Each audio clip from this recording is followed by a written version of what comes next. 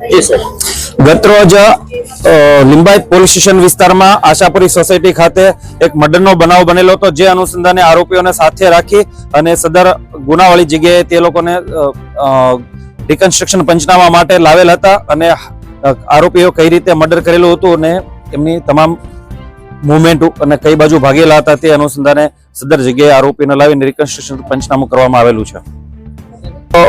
મરણ જનાર પણ ગુનેગાર હતા, જેના ઉપર જયેશભાઈ રમેશભાઈ પટેલ છે, જેઓ પણ અગાઉ તેના વિરુદ્ધ પણ ગુજસીટોક દાખલ થયેલી છે અને સદર આરોપીઓ વિરુદ્ધ પણ અવારનવાર નાના મોટા 12 થી 14 જેટલા ગુનાઓ દાખલ થયેલ છે. સદર આરોપીઓ તેમજ મરણ જનાર જયેશભાઈ પટેલ નાઓએ 2020માં આરોપી વિશાલના ઘરે જઈને એક મર્ડર કરેલું હતું, જે અનુસંધાને તેમની રક્તરંજિત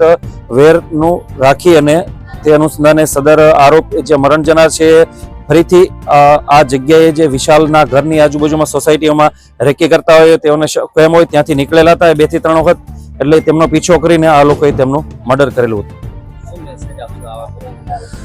કોઈ પણ ચમરબંધી હોય મહેરબાન પોલીસ કમિશનર શ્રી તેમજ મહેરબાન ગૃહ રાજ્ય મંત્રી શ્રીની સૂચના મુજબ કાયદામાં રહેશો તો ફાયદામાં રહેશો, બાકી કોઈ પણ ચમરબંધી હોય કોઈને પણ